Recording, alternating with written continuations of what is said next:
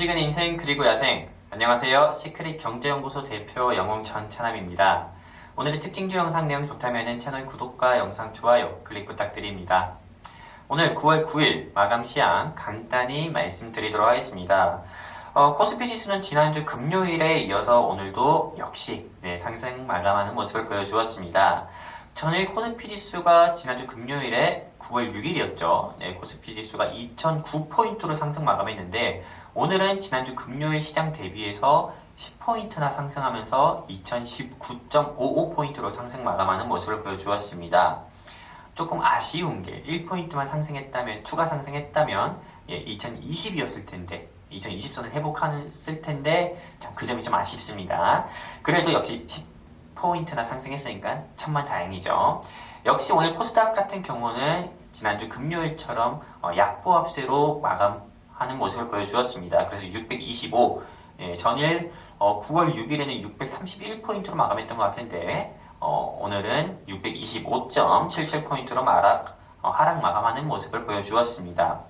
자, 먼저 오늘 코스피 지수가 상승 나온 배경을 살펴보면은 미국 연방준비제도 이사의 의장인 제롬 파월 의장이 스위스 7위 대학 연설에서 미국의 노동시장은 여전히 강하다, 약하지 않다.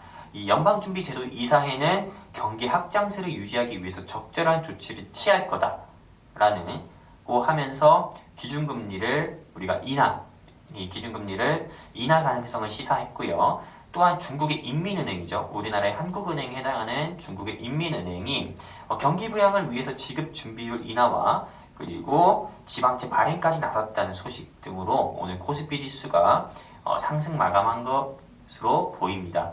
즉 한마디로 미국이나 중국이 경기 침체에 대한 그런 의견들 예상되는 세계 각 증시 전문가들이 아래 공포, 경기 침체에 대해서 말들이 많은데 이거를 각국 정부들, G2, 미국, 중국 각국 정부들이 경기 부양 정책 등을 활용해가지고 국가기관에서 직접 나서서 경기 부양하겠다는 그런 의지를 보여주는 거죠. 그 경기 의지에 따라서 오늘 지수도 상승이 나온 거고요. 자, 그동안 계속 상승하면서 이 시장을 불안하게 했던 원달러 환율 같은 경우도 오늘 3.9원, 약 4원 가까이나 하락하면서 그동안 위축되었던 이 투자 심리를 회복시켜주는 모습을 보여주었습니다. 자, 이대로만 시장이 흘러간다고 하면은 제가 지난주부터 줄기차게 얘기했던 코스피 2300도 멀지 않은 것 같습니다. 아주 긍정적으로 좀 긍정적인 거고요. 자, 그렇다면 오늘의 매매 동향 한번 살펴보겠습니다.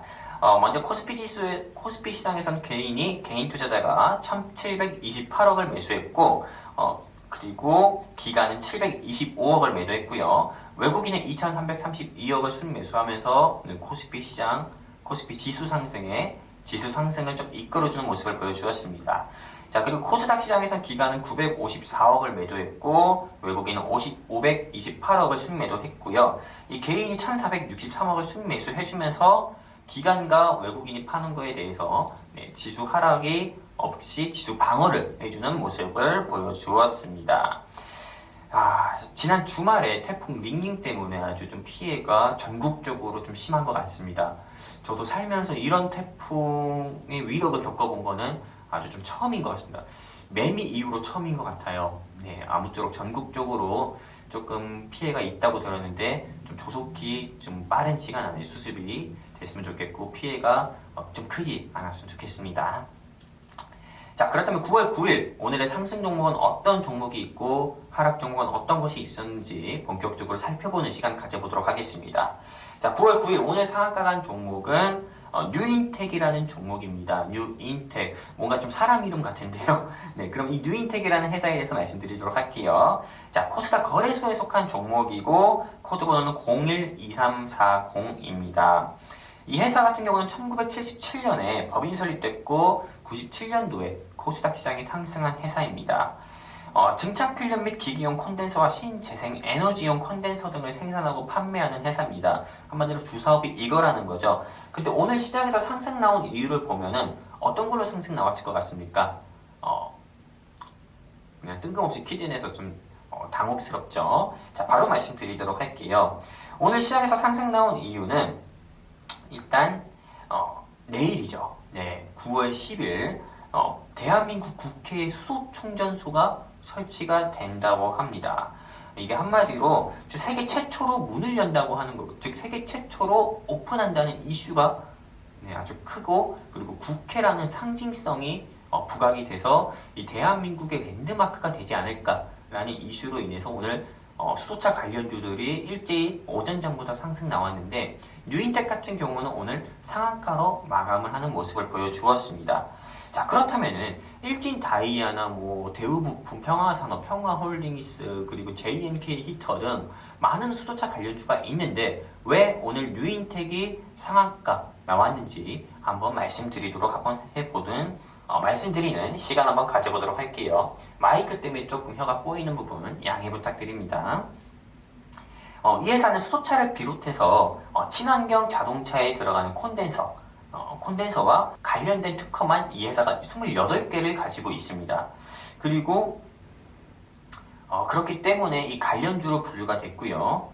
제가 보기에는 이 뉴인텍 같은 경우는 일단은 수소차 관련주로 분류되는 이유가 친환경 자동차와 수소차에 들어가는 콘덴서 생산 기업이고, 그리고 수소차에 관련된 특허만 28개를 보유하고 있어 수소차 관련주로 분류가 되고요.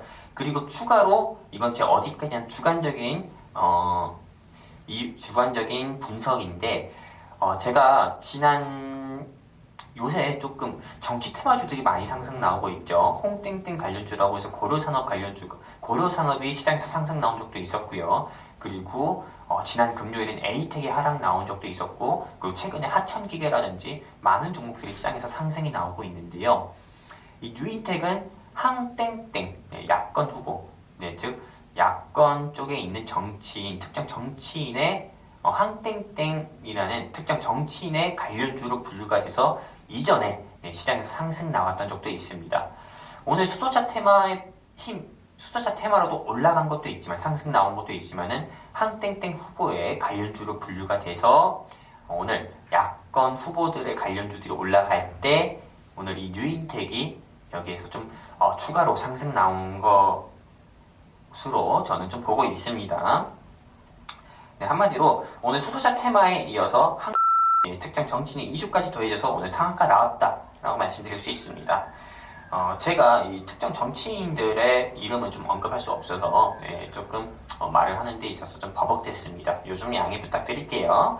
자, 그렇다면 이제 신규 매수자와 보유자 입장에서 좀 말씀드리도록 할게요. 자, 이 신규 매수자 입장에서는 당연히 노입니다. 무조건 매수하지 마세요. 이유는 간단해요. 동전주의이기 때문입니다.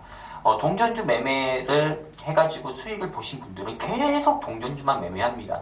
근데 동전주만 매매하다 보면은요, 동전주만 매매하신 분들의 1년 뒤의 계좌를 보면은 거래 정지된 종목들이 굉장히 많고, 그리고 말 그대로 지폐였던 계좌도 동전으로 바뀌어 있는 그런 모습을 자주 보게 됩니다. 그렇기 때문에 동전주 매매하지 마세요. 자, 보유자 입장에서도 역시나 빠른 매도해서 리스크 관리 해주셨으면 좋겠습니다. 자, 동전주가 지폐되기는 힘들고 지폐주가 동전되긴 참 쉽고요. 그리고 동전주는 늘 말씀드리지만은 언제 거래 정지당해도 이상하지 않습니다. 그렇기 때문에 빠른 매도 해주셨으면 좋겠습니다. 자, 그렇다면 오늘의 하락 종목 한번 살펴볼게요.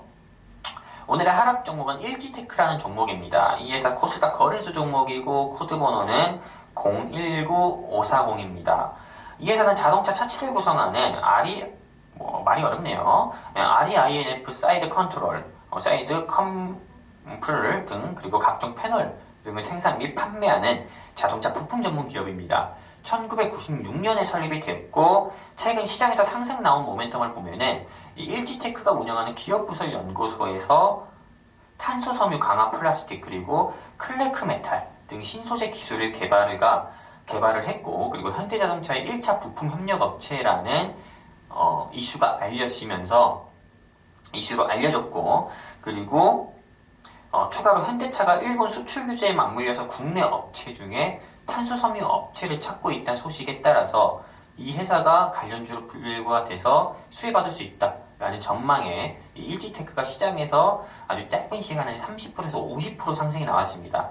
오늘의 하락 이유는 간단합니다. 단기 상승에 따른 차익 매물로 저는 하락 나온 것으로 좀 추정하고 있습니다. 공시를 봤는데 딱히 하락 나올 공시가 없고요. 그리고 이 회사에 대한 악재 소식도 없습니다.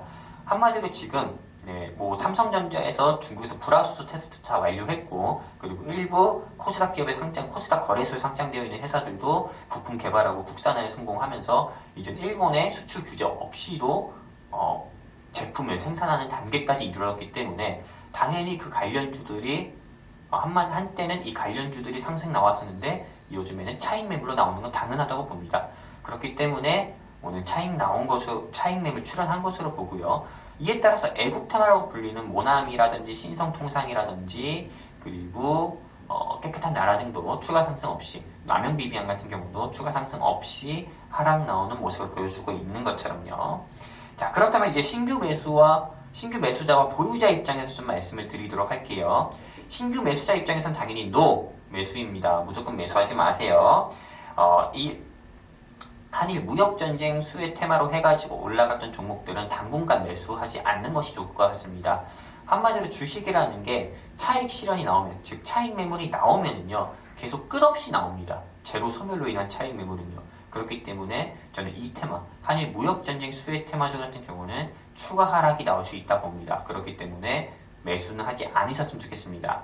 그리고 애국 테마 역시 마찬가지고요. 자, 그럼 보유자 입장에서 말씀드리도록 할게요. 보유자 입장에서도 당연히 매도하세요. 매도해서 리스크 관리 해주셨으면 좋겠습니다. 자, 굳이 매수하고 싶다면 역시 말씀드리지만 본인만의 손절가를 잡고 매매를 해주셨으면 좋겠습니다.